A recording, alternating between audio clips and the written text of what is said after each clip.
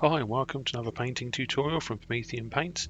Today I'm going to be showing you how I painted my Gelgus Pust from the Warhammer Quest Darkwater game. It's been released now for a couple of months. It's taken me a while to get around to painting all these guys because they're all so heavily detailed into such glorious miniatures. They all deserve their own little spotlight.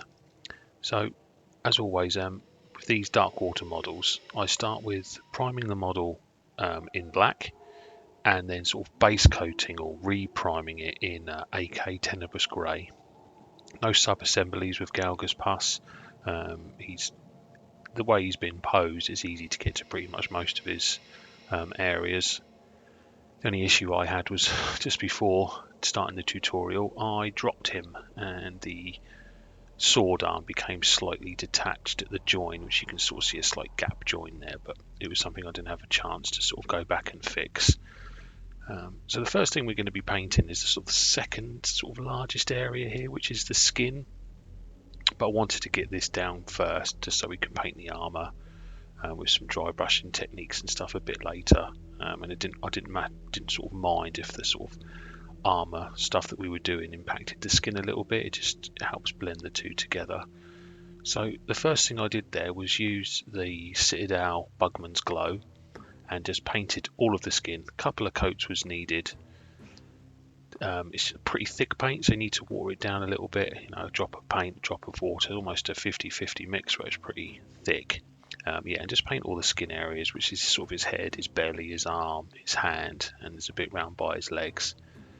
And a sort of a step away from the traditional, what we're going to be doing here, instead of washing the flesh with like a Reikland flesh shade or any sort of flesh wash, we're going to be using a sort of putridy sort of reddish colour, which is AK wine red, which you could use Vulpus pink from the Citadel range, maybe even Carroburg crimson from the Citadel range as well. But one thing that's critical is that you heavily water this down. You're creating a wash, almost a glaze.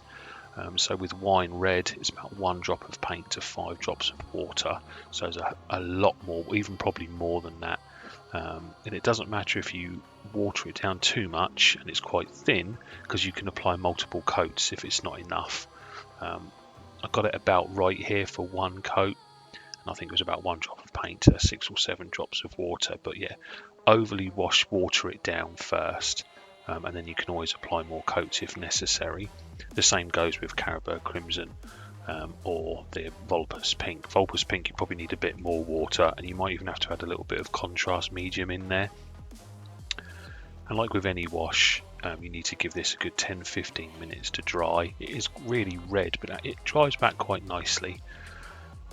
That was just 1 coat we've applied in there. It gives the skin a nice sort of worn reddish look. And then just to enhance some of those shadow areas and some bruising around some of like where the pustules are and around his face, I watered down some Citadel Druchii Violet and just apply this, like I've mentioned, all over the sort of deepest crevices, any sort of areas that look a bit bruised. This is a very, very subtle wash, but adds another sort of layer over the top of that skin, gives it a bit more depth and gives those shadows a bit of a different look and feel, instead of just being like a red or a brown or just black. The Druchii Violet helps sell that sort of putrid look that we're going on him without having those putrid tight greens and yellows that you sometimes see. I wanted him to be, all of the other models we painted have all got different skin tones, and I wanted Gelgus to be the same. And again, once you've done this, a good 10-15 minutes for it to dry. And as with always with these washes, just remember that when you're applying the brush, when you move that brush away, where you leave the brush, the most paint's going to be left. So if you want to glaze it up or down into sort of areas, just remember to pull towards that area that you want the most paint to be left. Otherwise you'll leave paint in areas where you don't want it, and it will ruin the effect.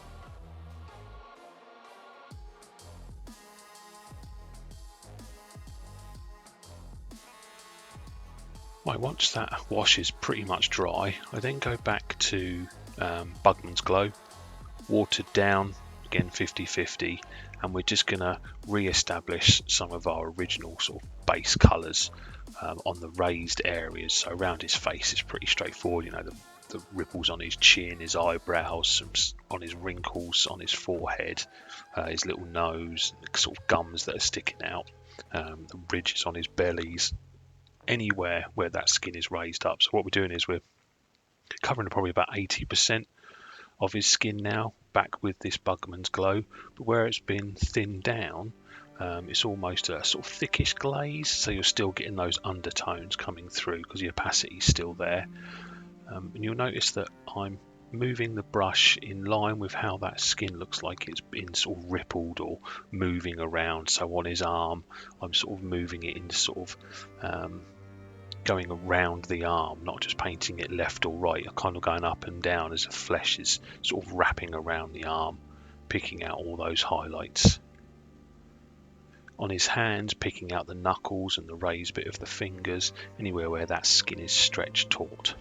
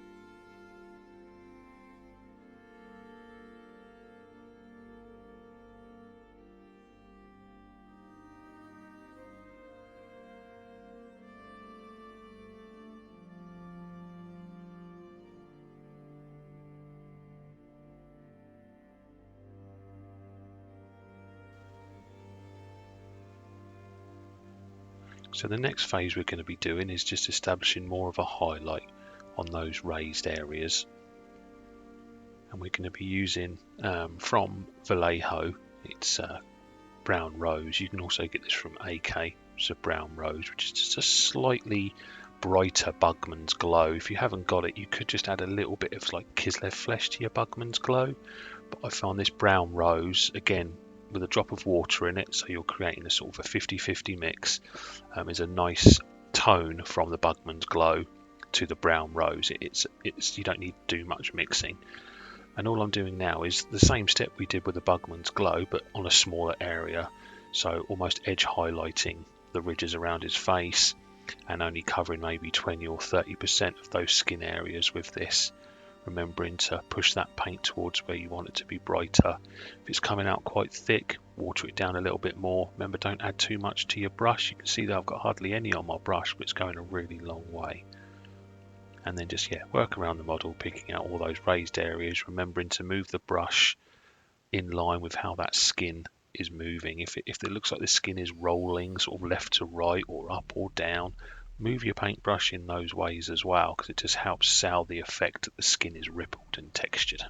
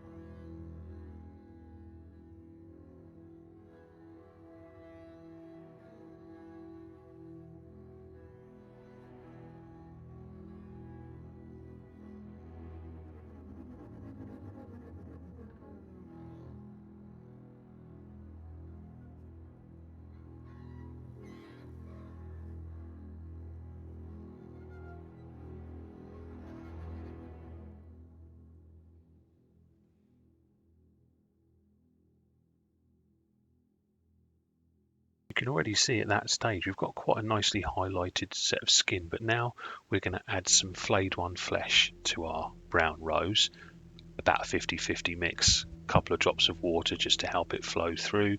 And again, we're just going to be highlighting the face, picking out smaller areas where that brightest points are, where the skin is stretched the most. And again, on all the skin, only picking out maybe 10% of the area that we originally covered. So in some areas where it's sort of a muted shadow in those areas that isn't sort of reflecting the sun, you don't even have to do it at this stage. You can just leave those. So all I'm doing is picking out those very raised edges, the areas that I want to be picked out the most, especially on his knuckles, on his hand, any areas where that skin is torn and really tight, adding this highlight.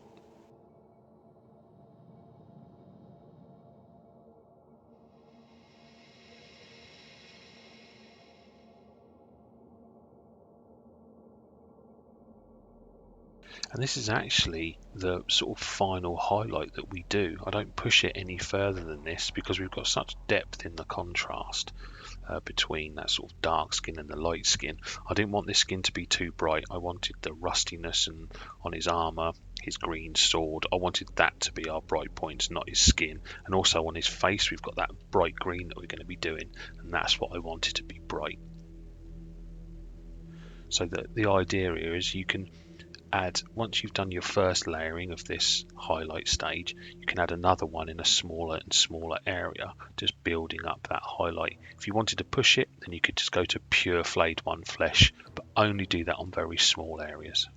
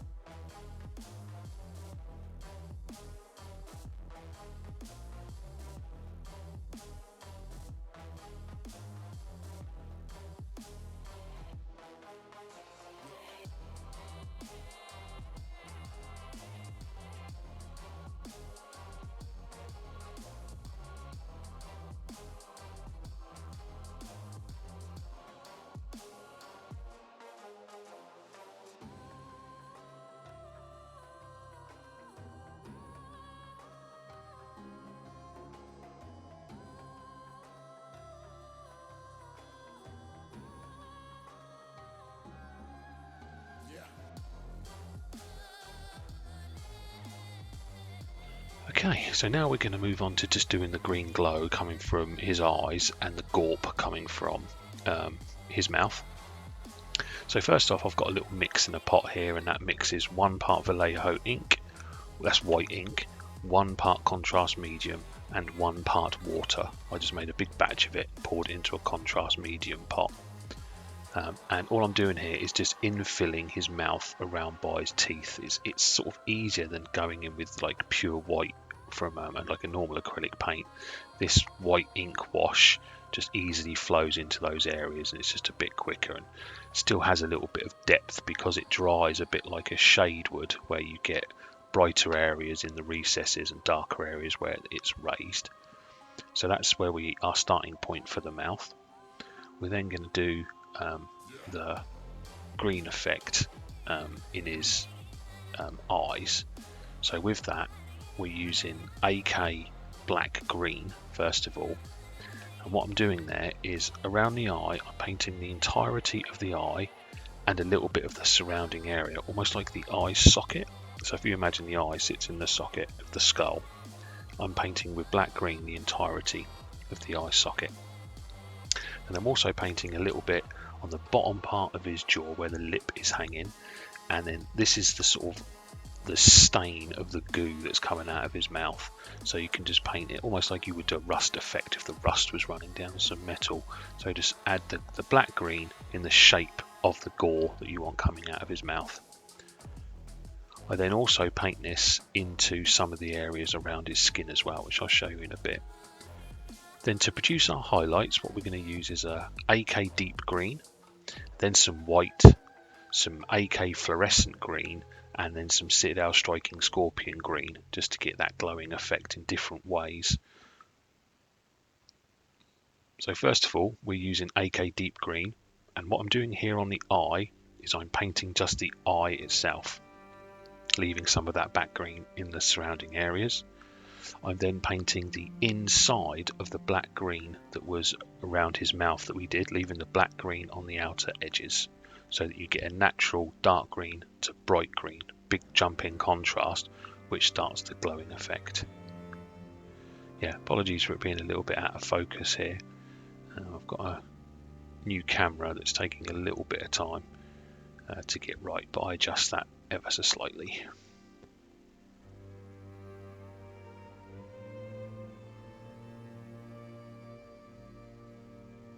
Now I'm going in with the white, and the white is just a little dot in the center of each eye, and then a couple of little dots in the very center of the goo that's coming out from his mouth.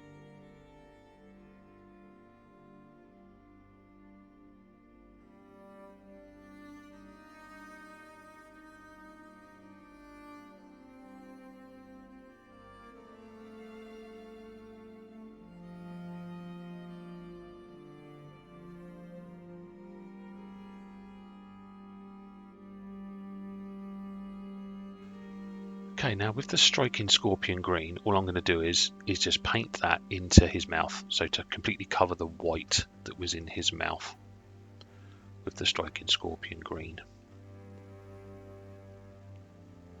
And then we grab the AK fluorescent green, and the green areas that we've just painted over the white you paint with the AK fluorescent green.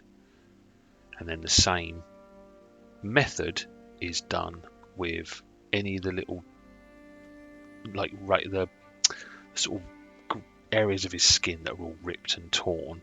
I do in the same way, so I put black green inside of them, then do a little bit of deep green to highlight, a little couple of dots of the white ink wash, and then over the top of that with the fluorescent green.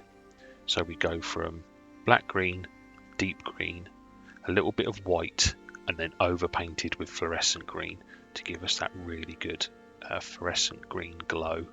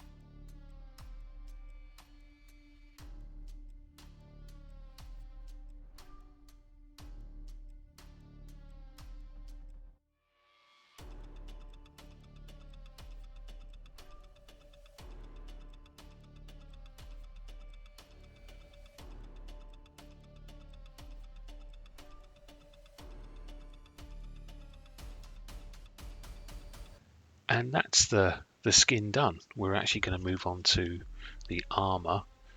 As you can see, the skin is quite straightforward to do, just a few colors, flesh tones and green skin tone and green, and we get some really good effects. For the armor, we're just doing a good old dry brushing method. So I'm using AK gunmetal, nice, very dark, almost bluish metallic color, and I'm just simply dry brushing all over the metallic areas of his armor, taking a little bit of care. I'm using quite a big dry brush here. I should have used a smaller one, to be honest. And just stabbing the paint on. We want this armor to look heavily worn, so I'm sort of stabbing it on, dry brushing it downwards, just making sure those areas we want to be a bit more shiny, to have a bit more paint on them. If you don't want to dry brush it, you could just paint this on completely. If you don't feel confident with dry brushing, or use a small dry brush or some modeling putty, some airbrush putty to cover the skin areas that we've done. But just work around all the model, dry brushing in all of the metallic areas. So I did his armor, the big sort of mace thing that he's got, his shoulder pads. We don't worry about the sword because we're doing that a little bit differently.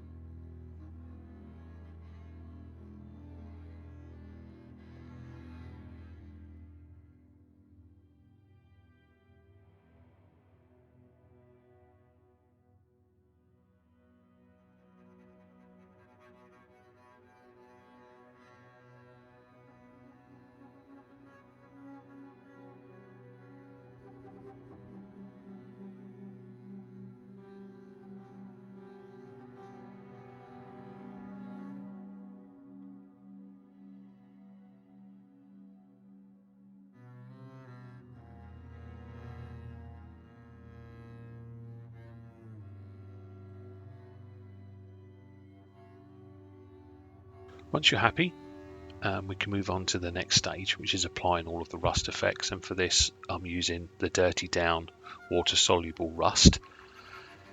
So this is a funny little paint. You've got to give it a really good shake. There's a lot of pigment and gore in the bottom of these pots, and they need a very good shake. There's a little ball bearing inside each one of them, so if you can hear the ball bearing moving around, just keep shaking and shaking and shaking and shaking. You'll feel the bottle, there's a softness at the bottom where all of the sort of residue sits. You want to get rid of that softness so it feels quite harsh. And how this works is it's sort of you put the paint on quite thick in the area you want the rust to be dark, and then add a little bit of water to your brush and sort of blend that thickness away. And the thinner it is, the more orangey your rust will look and dry. So yeah, you can just add water. If you're unsure about how to use it, there is a couple of videos that Dirty Down have provided via their website. I just find this method the easiest to do, so put it on thick, then apply some water to just spread it out a little bit. This Dirty Down stuff is a bit smelly, so use it in a well ventilated area. It is water based, it is not an enamel or oil based or anything like that. It is water based, but it does smell a little bit, so you have a window open. And yeah, just take care of it. It does stain other things, so maybe a bit of tissue paper or tea towel nearby just to mop up anything that you spill. It does take 10, 15, sometimes 20 minutes to dry, depending on how much you've put on. You can put multiple coats of this on as well, and if there's areas that are drying that are very thick and they're not blending very well, you can just put some little bit of water on your brush and you can sort of stabby scratch that bit of paint away, so it sort of helps with the blending. You could always practice as well on an old bit of plastic. If you've got an old bit of Kill Team terrain or just anything, practice using this. And then it's a nice quick way of getting a really, really good dirty rust effect without the need of multiple washes over the top.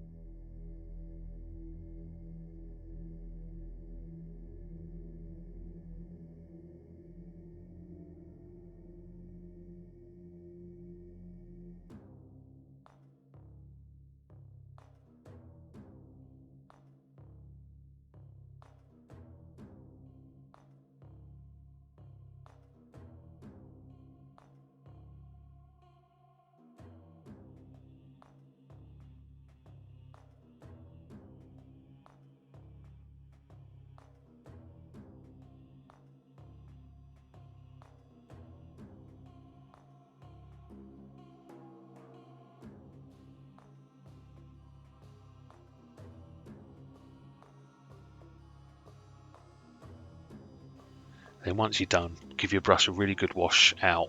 If you've washed it out in your normal paint water, get rid of it and put some fresh in there, because this will stain the water quite heavily and it can ruin your brushes. So just make sure you clean your water out. As you can see, after 10 or 15 minutes, that's what we get. I've not done anything else after that. I've just applied it as you've seen and just let it dry, and it gives a really nice, horribly dirty, rusty look. Even tints the armor a slight green as well, which is handy. Now we're just going to move on to highlighting the armor. So I'm using AK Natural Steel, which is a nice bright steel color. So, you know, any bright silver will do to highlight here. What I'm essentially doing here is edge highlighting the silver and then adding some scratches and some damage points, some lines and scrapes, because obviously this armor is heavily beaten. So anywhere where they've molded in, they've sculpted some quite deep gouges in his armor. So just highlight over those areas. If you do happen to accidentally get some on the skin, just use your skin tones that you've used just to paint over it a little bit. This silver covers quite well. It's not that hard if you make a mistake. So yeah, just go around the model, edge highlighting all of your silver, all of the armor that you've done, and then just picking out any damage, just to give that an extra layer of wear and tear on this armor, and it helps define the shapes as well.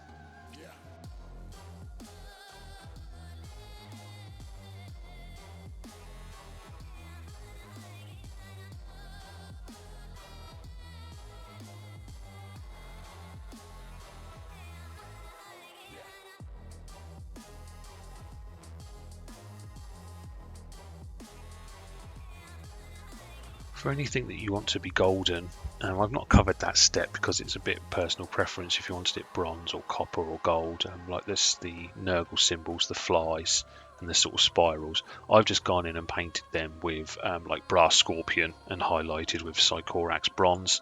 But any gold or silver, there's not too much of it, so you could just paint them silver and leave them.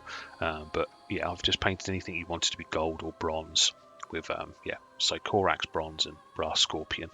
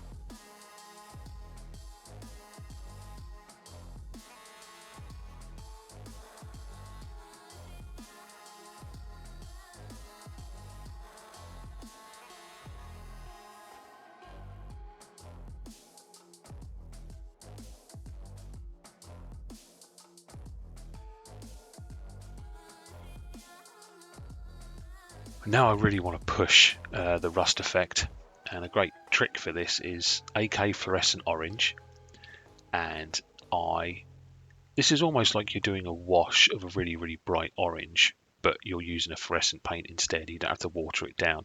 So this fluorescent orange I use as my colour to emphasise real bright rust colour, and it also gives it a slightly weird ethereal dank look as well. So I add little dots of this into the areas where I want it to be heavily rusted, those deep grooves, the pits, anywhere that's your rust effect that you've applied is heavily sort of moved into. Add little dots of this to really overemphasize the rust. You can also then just apply little dots and then drag the brush downwards as if the rust is running as well, which I do on his left shoulder pad. So yeah, this is a really good way of getting a really bright orange without having to overly layer like any sort of bright orange color, like a light rust from the Citadel range, anything like that. You can just hit this with that fluorescent orange and you'll get an instant bright rust effect, and it really finishes off the models.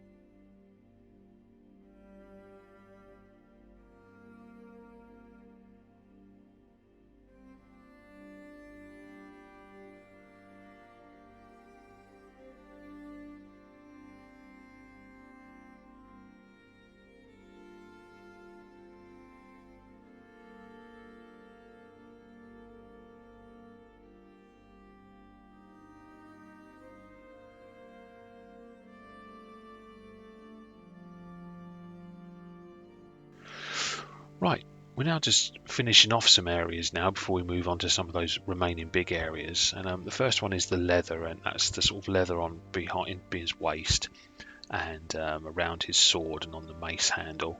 And what I'm going to use is it's all been base coated back to the Tenebrous Grey, and then I do a layer of AK Saddle Brown, which is just a sort of mid-tone, very lightish reddish pink brown. And I just cover probably 90% of the leather in this saddle brown, and then I just do a couple of mixes, mixing the saddle brown and that brown rose colour or any sort of pinkish flesh tone with the saddle brown to just do some highlighting around the edges and to add some wear and tear. So nothing overly clever, there's not much of it. And we've also got a couple of leather straps around near his neck and around the waist area of the armour. Just picking those out, say saddle brown is the first colour, and then mix your saddle brown in with any pinkish flesh tones for your edge highlighting and your scratch highlights.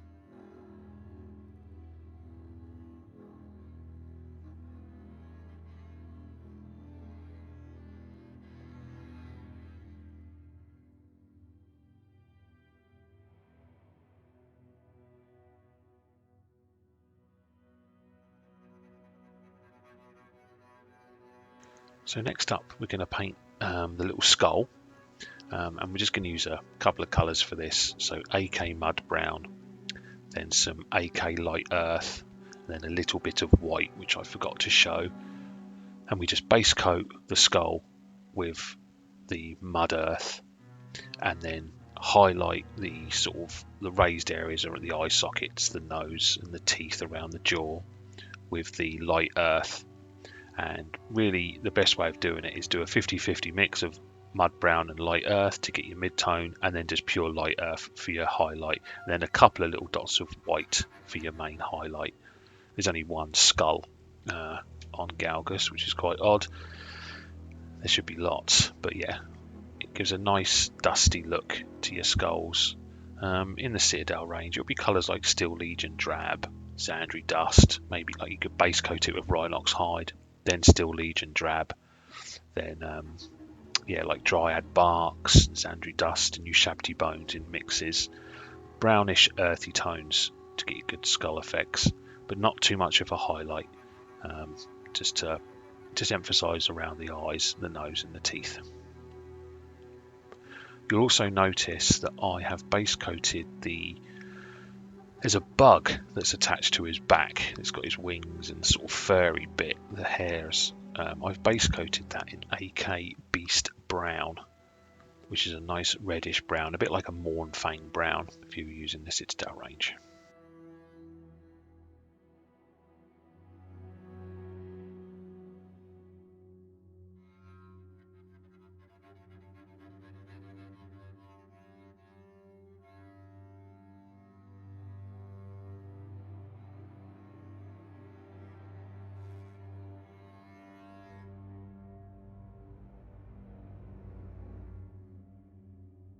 Mentioned, yeah, so I base coated it in the Beast Brown, and then I'm going to hit it with a dry brush of Skrag Brown and then some sand yellow, not cleaning the brush out, my dry brush. So first off we go in with some Skrag Brown and we highlight the tips, probably about 60% we're going to be highlighting of all that raised area, and then I'm going to add some of the sand yellow to my little dry brush bit, and then dry brush that, so we go from sort of a dark reddish brown up to a sort of a yellowish colour. Just want to maintain earthy tones but have lots of variation in them so they don't all look the same. Just be careful around his around the front where his face is, in that area, but you only need to hit it a couple of times to get some highlights. If you're a bit nervous, then just use a small brush to get those highlights. Obviously, each time you're dry brushing with a brighter colour, you dry brush a smaller and smaller area to where you want your biggest highlights to be.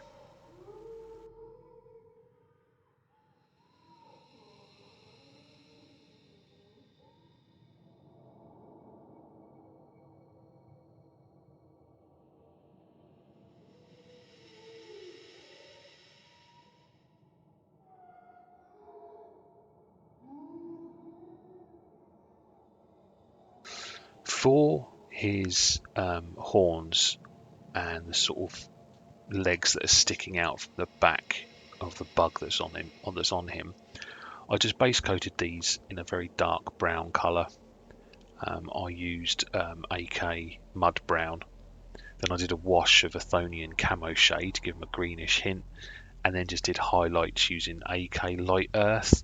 Again, they're just brownish tones, so the same colours you use for the skull you could use for the sort of the bug that's and antlers that he's got on his body, but just add a little bit of green to for a little bit more sort of flavour and contrast on his horns. It adds a little bit more depth to it. Instead of just using a brown wash, I used a green wash on those horns and the legs that are sticking out from the back, and just picking out the little bell and these little trinkets in the golds or silvers that we've been using.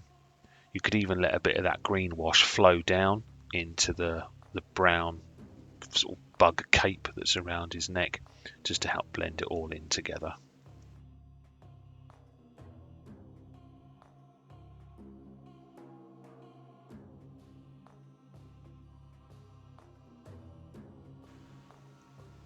Okay, we're now going to be painting his sword using a few methods. A bit of glazing, some fluorescent paints. It's a good bit of fun here. Usually you can do these via airbrush, but we're just going to be using brushwork. So that I can show that you don't need an airbrush to get these glowing effects. So first off, base coat the entirety of the sword in AK Black Green, which is like Caliban Green if you were using the Citadel range. But I find Black Green, it's just got a little bit more green to it, a bit easier to apply than Caliban Green. So yeah, I'm painting the Nurgle symbols and just, yeah, the entirety of the sword.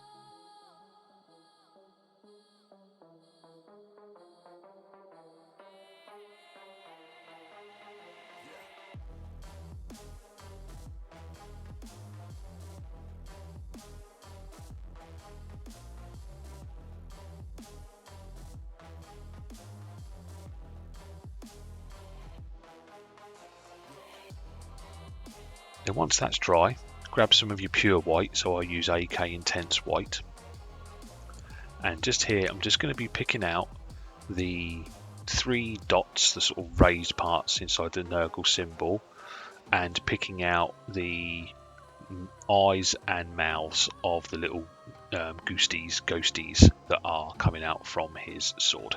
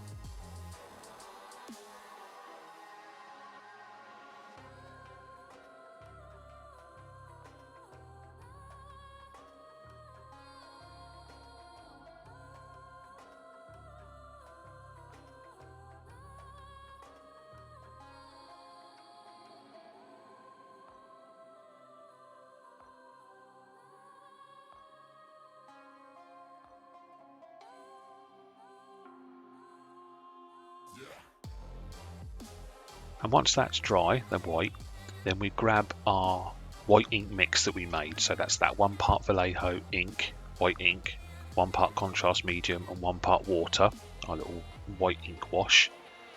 And this is where we're going to get the basis of our glowing effect. So what I'm doing here is I'm just painting it around the Nurgle symbols so that the paint flows into the little recess that's there.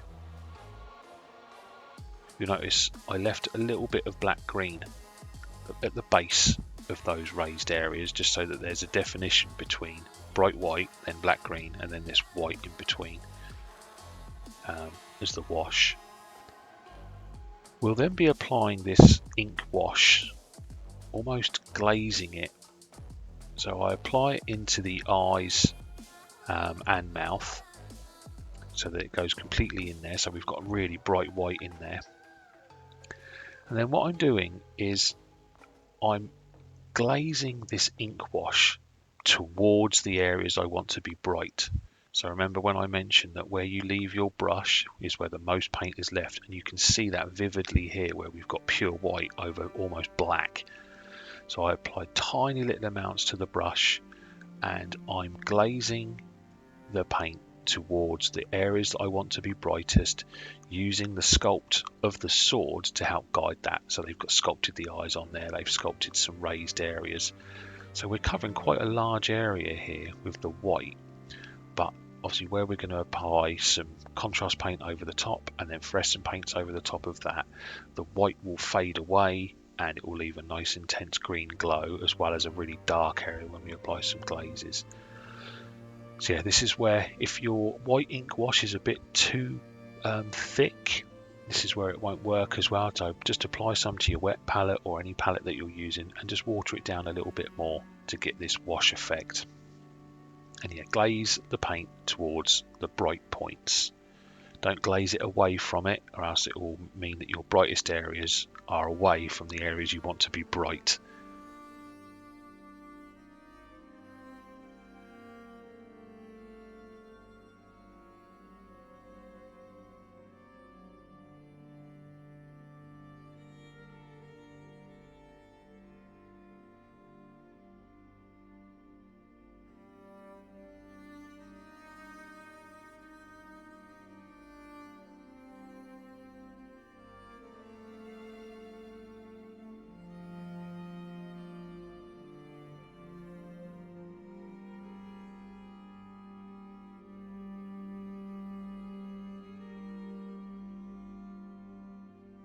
I then edge highlight the sword all the way around, just for the final glowing sort of effects I want to get on the edge of the sword.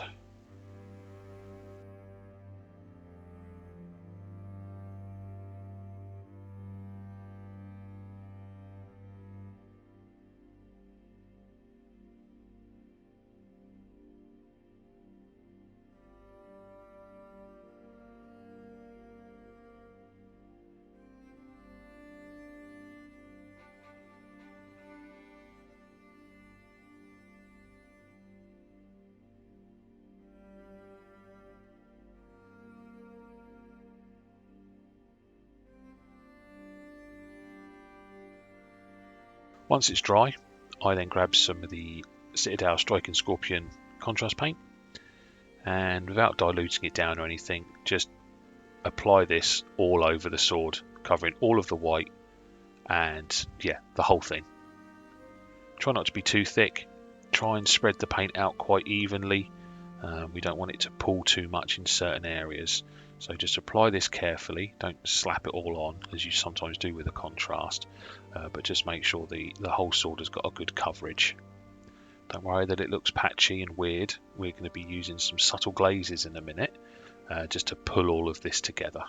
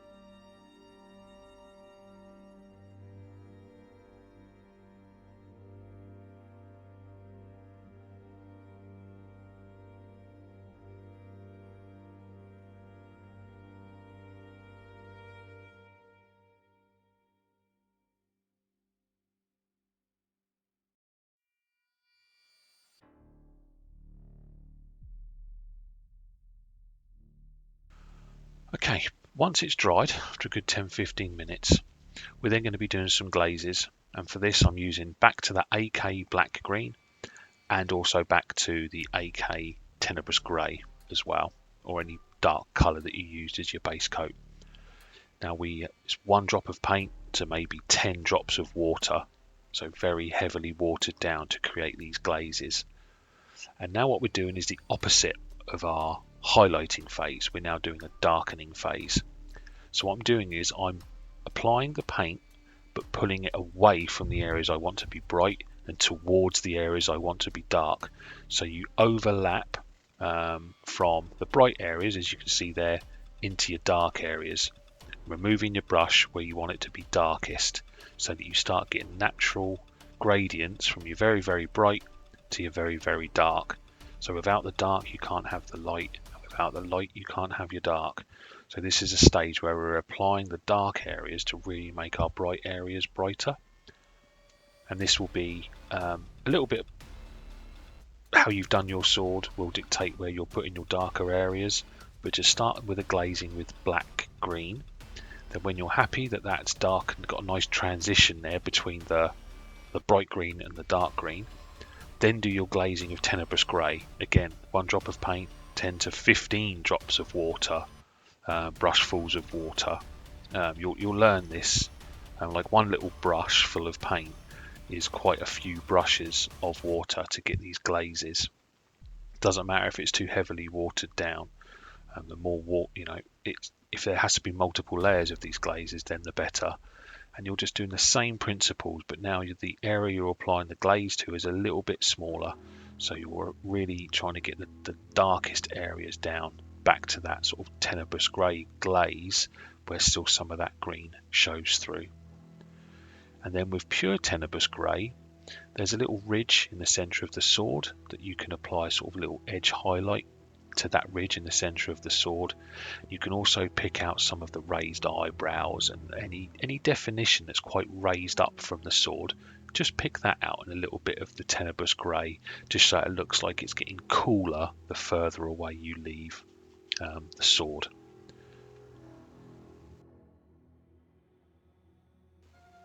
And you'll notice that we haven't really applied any fluorescent colours yet, and so that's the next stage. But first what we do is just a couple of dots on the Nurgle symbol of white, then a couple of dots using the white in those really areas you want to be bright, so inside the eyes, inside the mouth, just a couple of little dots, not too much, and then a couple of dots just around the edge of the sword where you want it to be brightest. Just add a couple of dots of white just to really sell that fluorescent effect.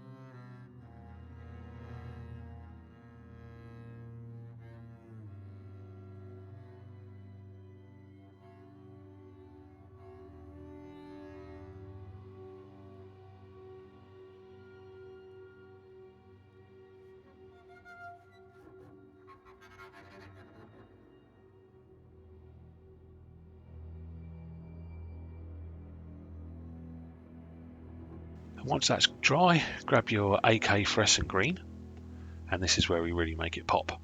So we'll cover all of the areas we've just done as white with the fluorescent green, and a little bit of the surrounding areas as well, just so it helps blend that fluorescent green into the sort of darker areas. It just helps with the blending. So don't just cover the white, cover a little bit of the area each side of it, so that you'll get some fluorescent green in the dark and the sort of darker highlights, and some fluorescent green on your real bright points.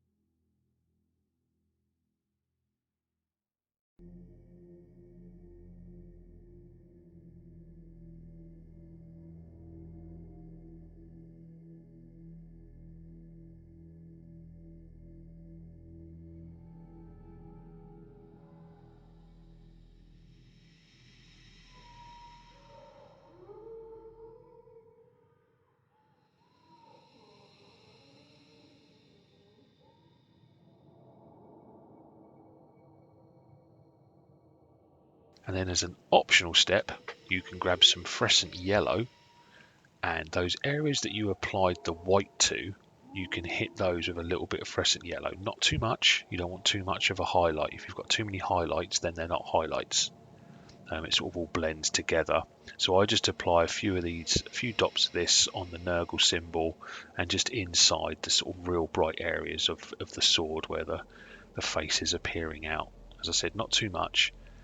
This is optional part, but yeah, fluorescent yellow, like a yellow, really highlights and makes the green really pop.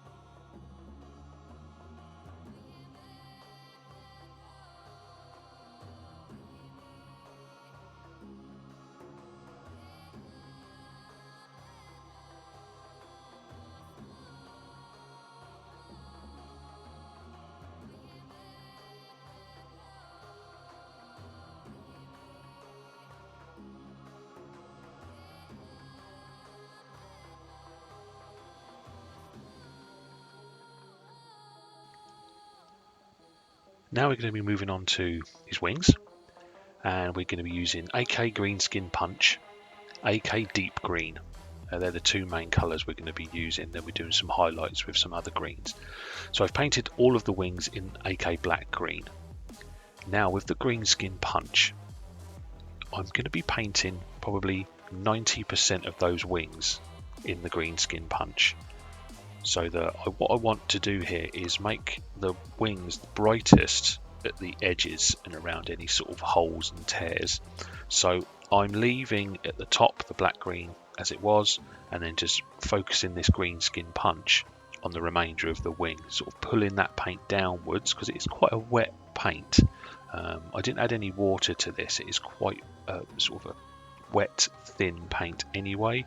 So just pulling the paint down towards the areas where I want to be brightest.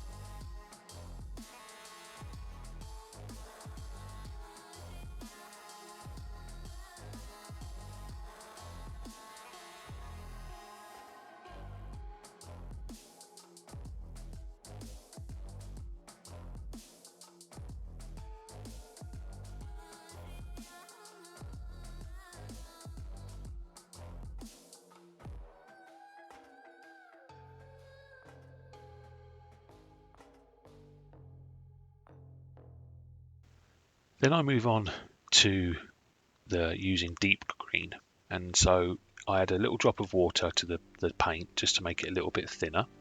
First step is to edge highlight all of it, the edges, so that's the sort of there's a lot molded on these as the wings are really separated. So yeah, just edge highlight all of the wings and any of the holes that are inside there. And then as I'm edge highlighting, I'm almost adding scratches, almost veins in a way, with this deep green, overly, slightly thicker, not too thick. You see I've got a lovely thin tip on the brush, and just overly edge highlighting, adding little squiggly lines, little thick areas. This is to start to define our glowing, dull glow that these wings have.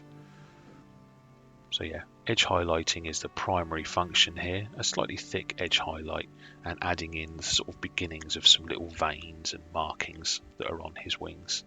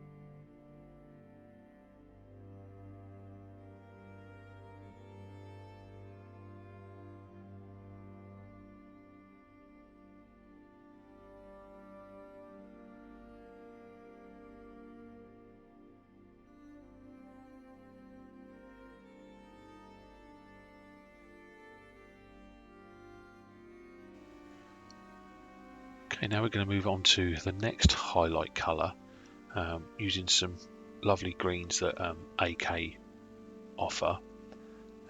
The first one we're going to be using is, just trying to find it now, is AK Frog Green.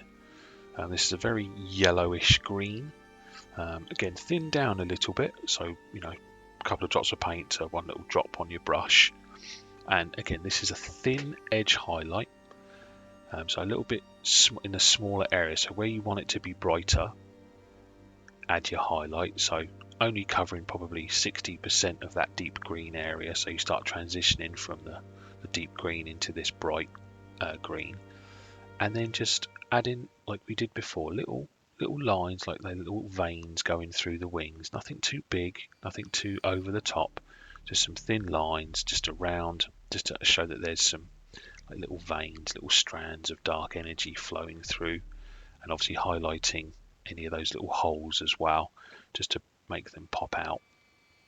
You can see just a couple of colours here. There's not much colour we've painted into these wings. It's just basically a few highlights, but they're really starting to stand out.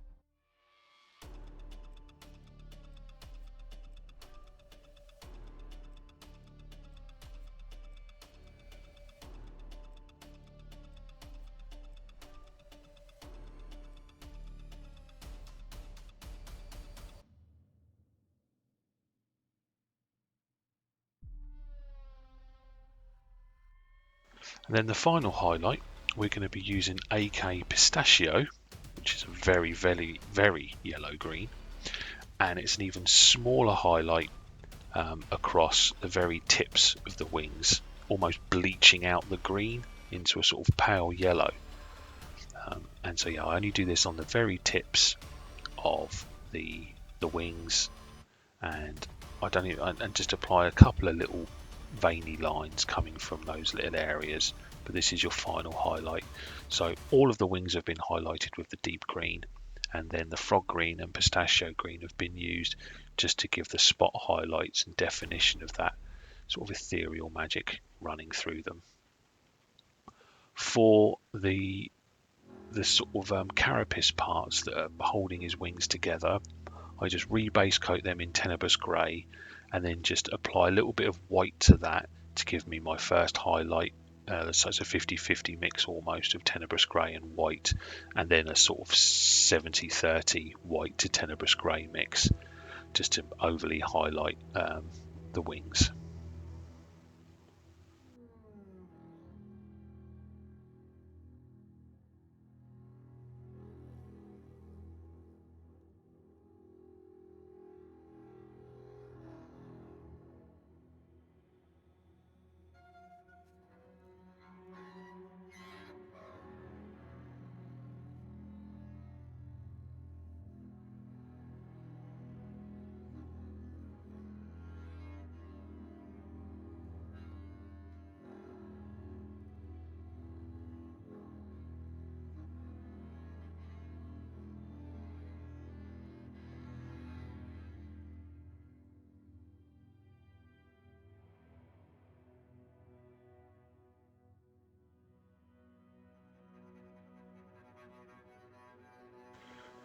And with that, Mr. Pust is all finished. Quite actually a quick model to do for quite a large model. The armour and the skin is quite a large majority of it, which takes the time. A couple of hours it's taken in total. And I finished the model off. I added a couple of tufts from Gamer Grass. I actually painted the entire base with that dirty down rust, and then just did some highlights with some mud brown and light earth, and then painted the rim in Army Painter's matte black just to give it a nice dark, dirty feel. So what we've achieved here is some really bright sword, a really nice bright face, a cool looking set of wings, and rust that really pops out. And these methods can be used across your Death Guard range, your Maggotkins, any sort of Nurgle look and feel, any sort of army where you wanted a dirty look given to it, especially with that rust effect. So yeah, I hope you've enjoyed the tutorial. Apologies for some of the camera coming out of focus here and there. But yeah, hope you've enjoyed it. Like, comment, subscribe, as you always do. It's always helpful, helps me grow. I do these all for free. This is my hobby. I enjoy sharing the knowledge. So yeah, happy painting, my fellow painters.